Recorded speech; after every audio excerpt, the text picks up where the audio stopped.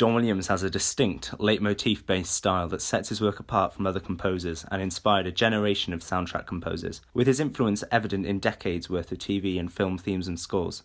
But why was he chosen to score the movie of a generation, and why has his unique style kept audiences in their seats for 40 years?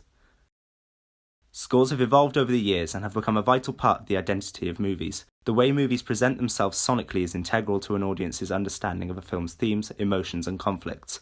This is the basis for all of Williams's work, as each of his films provide a distinct sonic landscape for the story to inhabit. Just look at these images and tell me the themes don't jump out at you.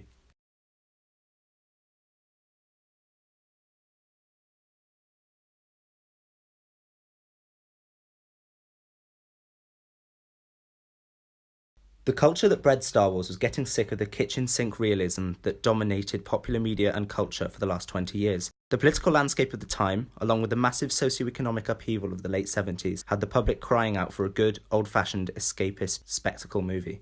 Jaws brought back the Hollywood blockbuster in a big way, and showed audiences that these new, film school-educated filmmakers were just as capable of creating a crowd-pleasing popcorn spectacle as a thought-provoking piece of realistic cinema, which flooded the majority of mainstream media in the 70s. John Williams' iconic score was undoubtedly a major reason Jaws worked, and audiences responded enthusiastically to his reintegration of the leitmotif into popular Hollywood musical scores. The way Williams builds up tension with nothing but the escalating tempo of a simple two-note repetition is indicative of the unique power his style of composition has on the effect of an audience, simultaneously drawing attention to itself in both its simplicity and its effectiveness, while beautifully complementing the escalating tension of the scene and hinting at the colossal size and danger that this shark represents.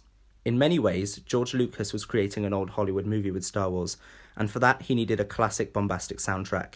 It was no mistake that John Williams, with his utilisation of a massive orchestra and big themes, was chosen for Star Wars. Williams took the spec music that had filled the sci-fi movies of yesteryear like 2001: A Space Odyssey and embellished them. He creates a main theme and works small motifs from this theme into individual character themes. He makes the score an active player in the story, essential to not only raising the stakes of the piece, but also in ensuring the audience's connection to the characters and the story in a way only great artists can. Just imagine the setting suns on Tatooine without those strings.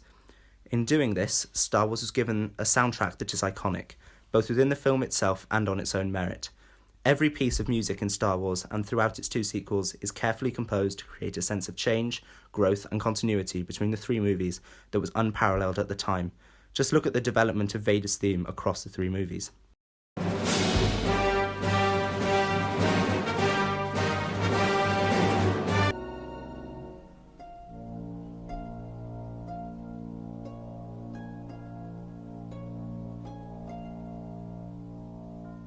The principles established with Jaws and Star Wars have been carried forward in all of Williams' major work. Close Encounters of the Third Kind uses a simple 5-note melody that is expanded on in real time,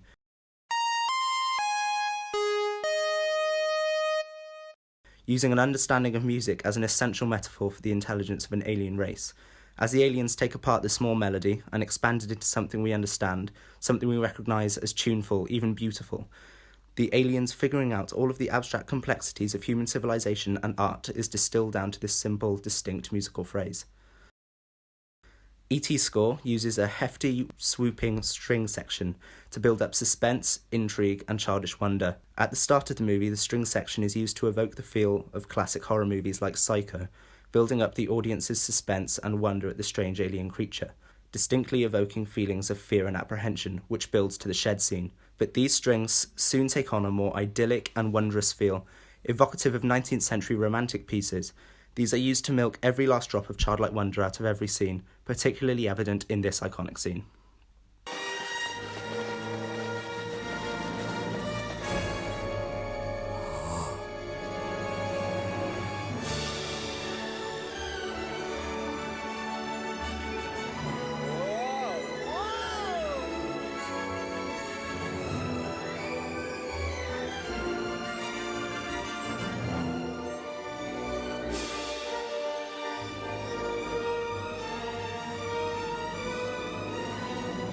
In short, Williams's scores changed the landscape of cinema forever and should be appreciated as an integral element of the films he lent his unique creative hand to. In fact, maybe modern movies could learn a little from his unique style.